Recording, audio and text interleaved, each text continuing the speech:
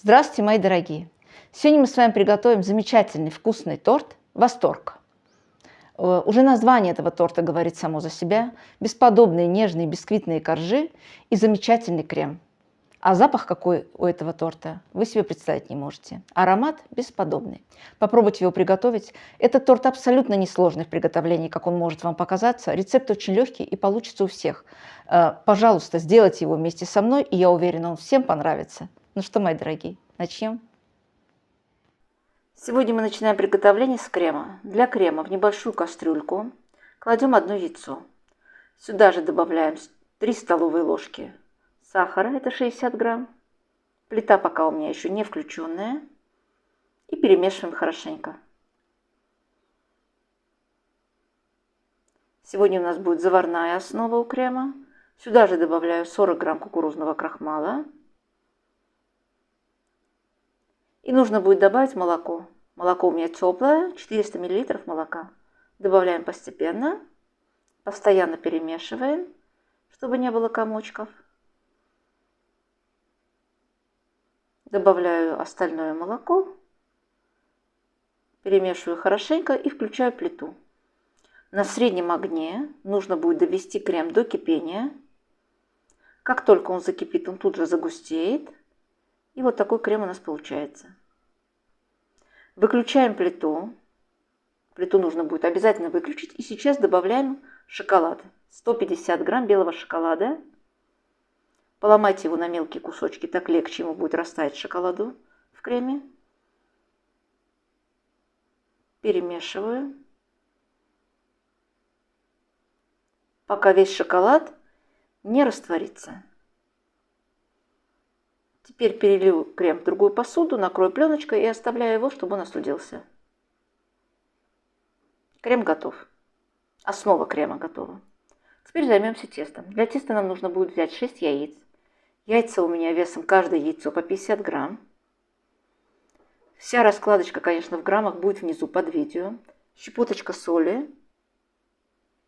200 грамм сахара. Все это нужно будет хорошенько взбить. Взбиваю обыкновенным ручным миксером, и это занимает где-то приблизительно 5-7 минут. Вот до такого состояния.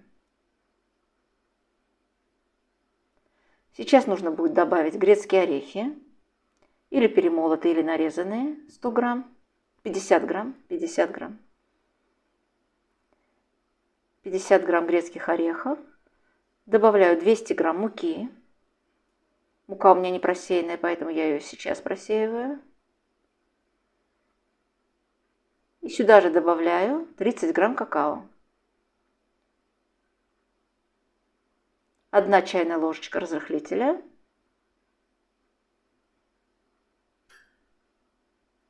И 100 миллилитров теплого молока. Духовку включаем разогреваться на 180 градусов, потому что тесто у нас уже готово. Духовка должна быть хорошо разогретой. Перемешиваем аккуратненько, уже без миксера все это нужно делать. Или лопаточкой, или венчиком, кому как удобно. И вот такое тесто должно получиться у нас. Форма 24 сантиметра в диаметре. Наливаю в форму приблизительно 1/3 от всего теста. Это будет где-то приблизительно 290-300 грамм каждый корж, без каждого коржа. Распределяю равномерно по форме, чтобы корж у нас получился ровненьким. Нужно будет немножко постучать об стол, чтобы вышел воздух. И выпекаем 15 минут ровно при температуре 180 градусов. Как только вытаскиваем корж, оставляем его на столе буквально на 5-6 минут, чтобы остыл. Потом проводим ножичком вот так по бокам формы и вынимаем. Переношу корж на решетку, переворачиваю и снимаем бумажку.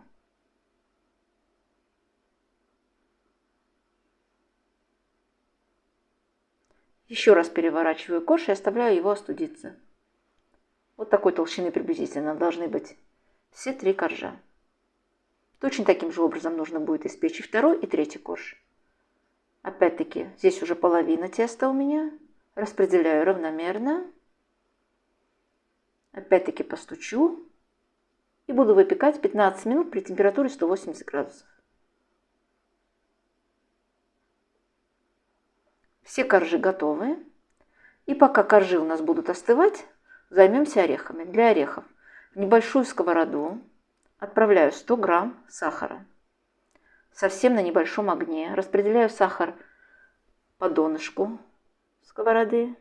Видите, он уже начинает таять. Не мешаем сахар. И вот до такого цвета, как только сахар у нас весь растаял и стал вот таким светло-коричневым, сюда добавляю 100 грамм орехов, крупно нарезанных, грецких. Можно и фундук. С миндалем, честно говоря, не пробовала выпекать этот торт. Но фундук и грецкие орехи очень хорошо подходят. Быстренько размешиваем сахар с орехами на плите, на очень маленьком огне, чтобы у нас ничего не подгорело. Выключаем плиту и переносим все наши орешки в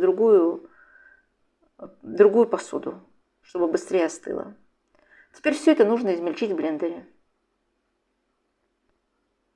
Здесь уже на вас вкус. Можете измельчить совсем-совсем мелкую крошку, можете вкрупнее, чтобы у вас были крупные кусочки. Я делаю до среднего состояния, средние кусочки у меня получатся. Не пудра ореховая, а вот именно, чтобы чувствовались чуть-чуть орешки. Карамель с орехами дает именно этот запах, придаст крему. Оставляем в сторону. Теперь сделаем сироп. Для сиропа нам нужно будет взять 180 мл молока и 3 чайные ложечки сахара. Молоко тепленькое. Перемешиваем хорошенько, чтобы сахар весь растворился и сироп у нас чуть-чуть остыл. Пока остывает сироп, закончим крем. Крем уже полностью тоже остыл. Взбиваю его миксером буквально 2-3 минуты, чтобы он стал пышным. И добавляю сметану. Сметана у меня 20%, 250 грамм. Точно так же можете добавить и сливки, если у кого нет сметаны или кто просто не хочет класть сметану. Еще раз забью, добавляю ванилин, а потом еще раз забью. Взбиваю буквально еще 2-3 минутки. Крем становится вот такой пышный. И сейчас в этот крем мы должны будем добавить вот эти наши орешки, уже промолотые. Откладываю в сторону 3 столовые ложки. Это на бока, на украшение, на оформление торта. Остальные орехи добавляю в крем. За счет того, что в креме есть шоколад, орехи не станут у нас мокрые, они не размокнут в заварном креме. Шоколад их будет, за счет шоколада они останутся именно у нас такими хрустящими. Все хорошенько перемешиваем, и крем готов.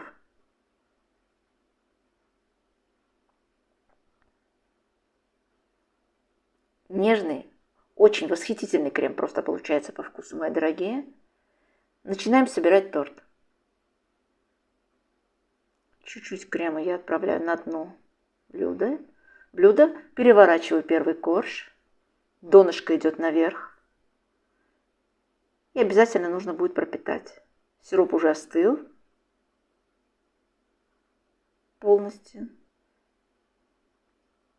Приблизительно 3-4 столовые ложки крема.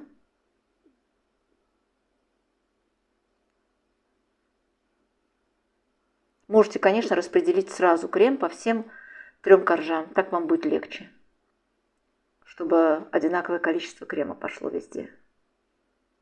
Равномерно распределяю. И точно так же и второй корж, и третий корж. Не забывайте, конечно, пропитывать каждый корж молочком. Добавляю оставшийся крем. Это уже последний корж.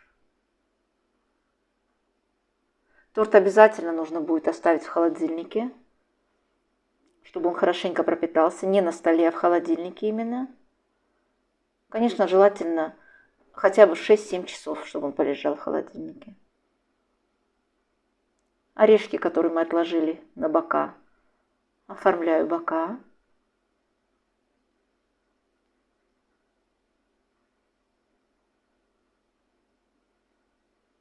Это, конечно, по желанию. Можете даже все орешки положить в крем, а бока оставить без оформления. Сверху, так как коржи у нас все-таки шоколадные, сверху его прекрасно можно украсить тертым шоколадом. И вкусно будет, и красиво. И грецкими орешками. Все, торт у нас уже готов. Но обязательно нужно дать ему пропитаться. Хотя бы, как я вам уже сказала, 6-7 часов. Я его сегодня оставлю на всю ночь в холодильнике, а утром уже буду резать. Вот такой торт у нас получился, и сейчас мы будем его резать и пробовать. Посмотрите, какая красота. Торт очень легко режется, коржи очень хорошо пропитались кремом. И получается вкусный, легкий шоколадный торт со вкусом мороженого. Крем очень напоминает по вкусу пломбир. Весь торт получается легким и абсолютно не тяжелым за счет того, что в тесто не идет сливочное масло и крем у нас без сливочного масла. Именно такой легкий, замечательный летний тортик сегодня я вам показала. Сейчас я его поломаю. Посмотрите, какие коржи, как он легко ломается. Очень нежный и вкусный. Ну что, мои дорогие, будем прощаться. Всем приятного аппетита, приятного чаепития. Пишите мне, откуда вы меня смотрите, понравился вам сегодняшний рецепт или нет, и что еще вы хотите увидеть от меня. Пока-пока, всех люблю, до новых встреч на моей кухне.